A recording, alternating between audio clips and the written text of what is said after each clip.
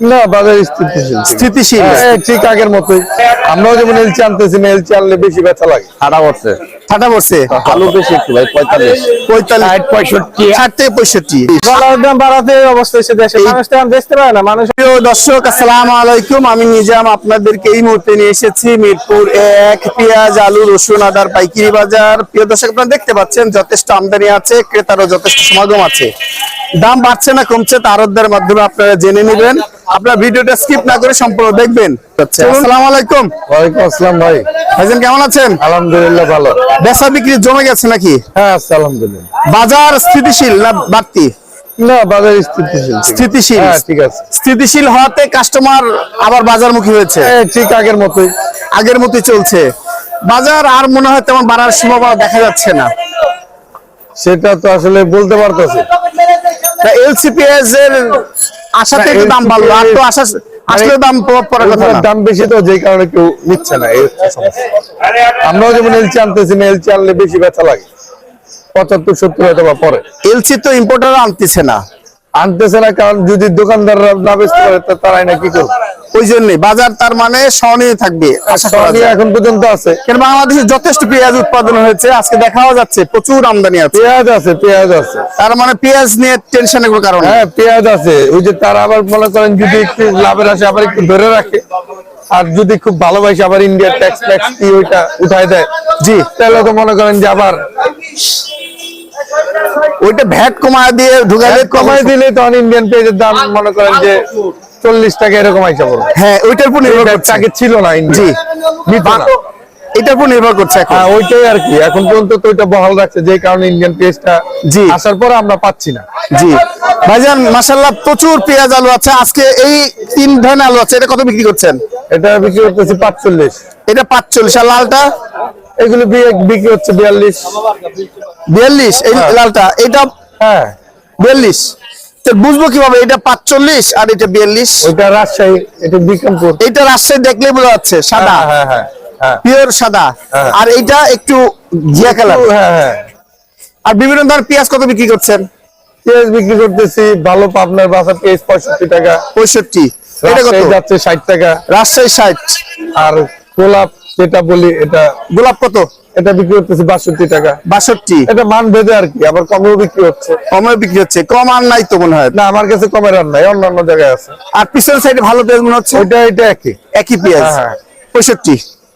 বাজার 60 থেকে 65 মধ্যে। হ্যাঁ এটা বলতে পারেন 60 থেকে 65। আর সবচেয়ে রাখি পেঁয়াজ ভালো পেঁয়াজ রাখিটাই বললাম 65। 65। প্রিয় দর্শক, আমার বড় ভাই ইকবাল বাণিজ্যালয় থেকে আপনার ন্যায্য দরে পেঁয়াজ আলু কিনে এনে বিক্রি করতে পারবেন। আসসালামু আলাইকুম। ওয়ালাইকুম সালাম ভাই। বড় ভাই কেমন আছেন? এই তো ভালো। বেচা বিক্রি কেমন হচ্ছে? ভালো না, কেন? ঠাডা পড়ছে। ঠাটা পড়ছে। পেঁয়াজের বাজার স্থিতিশীল থাকলে আড়তদারদের ঠাটা পড়ে। হ্যাঁ, যাক এই বাজারটা সবার জন্য সহনীয়। কৃষক, ক্রেতা, বিক্রেতা সবার জন্য সহনীয়। আজকে বিভিন্ন ধরনের পেঁয়াজ কত বিক্রি করছেন? এই 58। আর পাবলিক যত কমে দেওয়ার মতই ভালো। এই খায়রুল ভাই দেন না 55 টাকা বয়ে রয়েছে। 55 টাকা নিয়ে বয়ে আসছে নাকি? হ্যাঁ 55 কইবো। এ ভাই কথা বলেন না কেন? 55 টাকার জন্য নেওয়ার জন্য বসে আছেন। 55 তো দেবে না। না কেন? 55 টাকা দিয়ে দেন, নিজের ঘাট থেকে দিয়ে দেন। ক্ষেতের মাল তো, তাই ক্ষেতের মাল দিব। আজকে আপনি কোন পেঁয়াজ কত বিক্রি করছেন? ভাই বাদুরগুলো হ্যাঁ কাছে ভাই ফরিদপুরের। ফরিদপুর কত? ফরিদপুর 60 টাকা ভাই। 60 টাকা। আর ওইগুলো? ওগুলো 60 টাকা 58 টাকা ভাই। 58 টাকা আছে। 58 কোথায় পেঁয়াজ? ফরিদপুরের ভাই। ফরিদপুর সোনাপুর ভালো পেঁয়াজটা, সবচেয়ে ভালো পেঁয়াজটা। আর আলুর বাজারটা? আলু বেশি একটু ভাই 45। 45 টাকা রাজশাহী। রাজশাহী। আর বিক্রমপুর 42।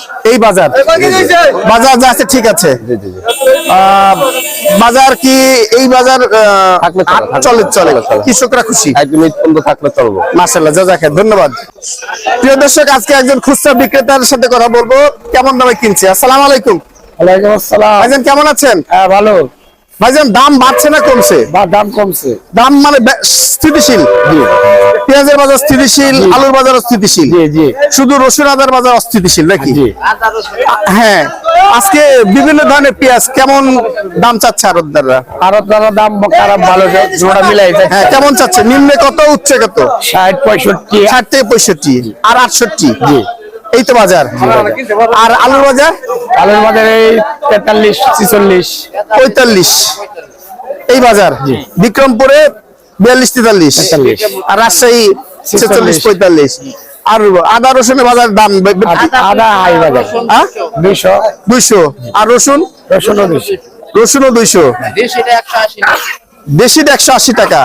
রসুনের দাম বাড়ছে এখন, কুরবানি ঈদে মানে আরো বাড়ে কিনা সেই দেখা বাড়ার সম্ভাবনা আছে। আমার মনে হয় পেঁয়াজের বাজার মানে ঠিকই থাকবে যা বোঝা যাচ্ছে।